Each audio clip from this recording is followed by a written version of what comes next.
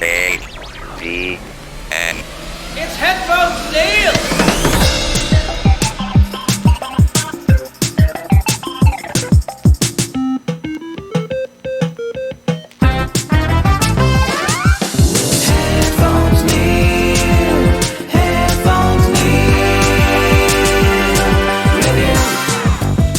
What's up, guys? Welcome back to HeadphonesNeil Reviews. I'm your host, as always, HeadphonesNeil, bringing you my latest set of reviews and stuff I've been watching and all of that fun stuff for this week.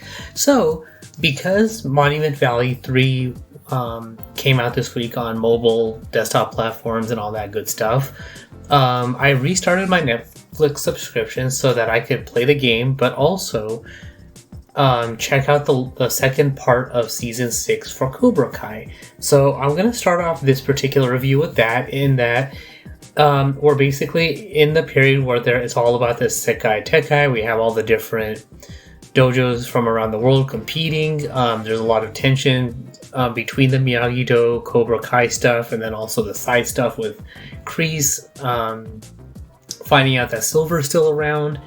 And all of that stuff. So this set of episodes was actually very well done because, I mean, they do go the usual route of resolving everyone's differences again.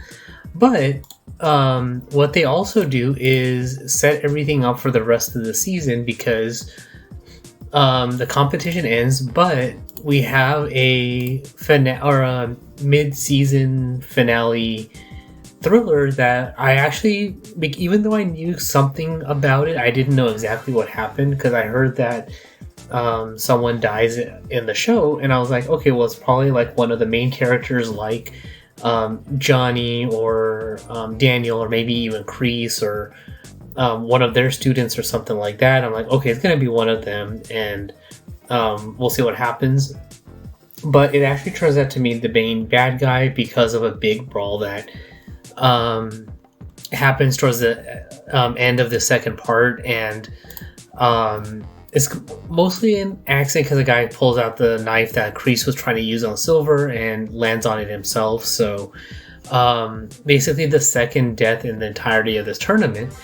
And I bring it up that way because we learn over the course of these episodes that the potential reason why Mr. Miyagi never talked about the competition was because the only other time that there was a death at the Sekai Tekai was during his competition. So Daniel is assuming that it was Mr. Miyagi who caused it, or someone he knew, or because of whatever his actions are. So I'm suspecting that the third part of the season is going to be an explanation of what happened during that time, and potentially the rules of the competition. Maybe it was because Mr. Miyagi was a part of Cobra Kai, and that's why he started Miyagi-Do, to promote peace and calmness and being centered versus Cobra Kai's aggressive nature. So we'll see how all of that stuff plays out.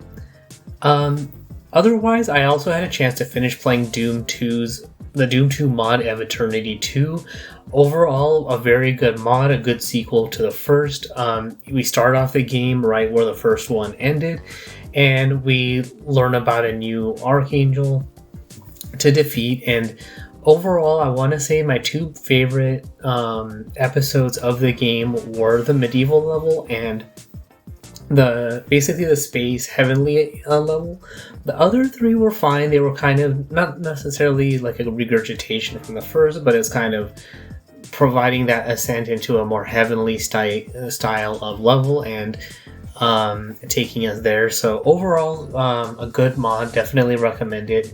You don't necessarily have to start with the first one, but you can just for continuity, and you have a good set of 60 levels to check out all the designers and creators work on these two mods. So overall, fun playing, very well done, very beautiful levels. So if anything else, even though you might think, okay, well, it's still a Doom mod, but go into it definitely for the level designs. With that being said, I also had a chance to start playing Monument Valley 3, as I mentioned at the top of the episode. So as of this episode, I've gotten a couple levels into it, so the gameplay playlist is up. I'm still doing the usual level preview, so I'm doing a level by level gameplay, so you can jump around, check out whichever ones you want, and watch along, or even watch along as I play. But so far, very beautifully done, continuing the themes of peace and elegance and beautiful level design. So my gameplay is going to be on Android as always, but there is a Steam version as well, so you can get a more widescreen version of the game versus the portrait version that you get on mobile.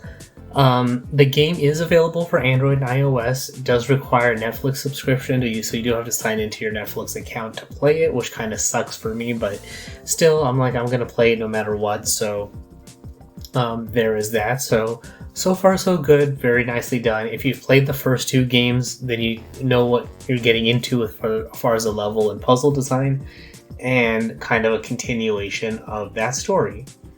And then nothing much really to say about Real Coaster. Still playing that, those levels, making just my way through it, enjoying the different themes and all of that stuff. So look out for those gameplays as I release them. As far as the Star Wars progress update, I'm now done with the original trilogy, so I'm now on my way into the sequel trilogy. So depending on when I finish that in the next week or two, I'll have that review done. So I'll aim for next week, but it'll probably be part of the final episode of the year.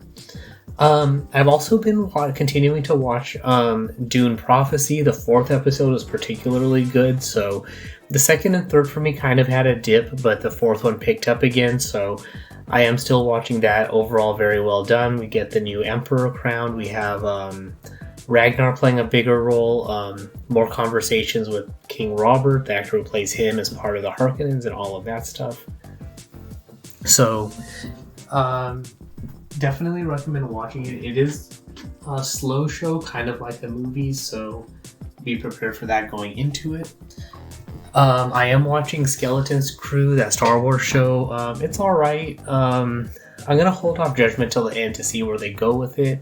And also on a related note, I figured that if I can watch Dune Prophecy, then I can also watch Agatha All Along. So I'm going to continue watching that show and try and get through it, see if I can enjoy it by the time they get to the end. So if I do, or whenever I get to that point, I will review that show. But that is all for this particular review. So keep looking out for the Monument Valley 3 gameplays on the YouTube channel at youtube.com/PatelN01.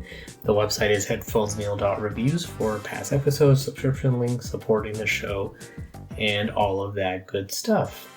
And then, of course, you can support the show on Patreon at patreon.com/PatelN01 for early access, ad-free versions of the show, early access to the YouTube version, and all of that good stuff. But that is all for this particular episode.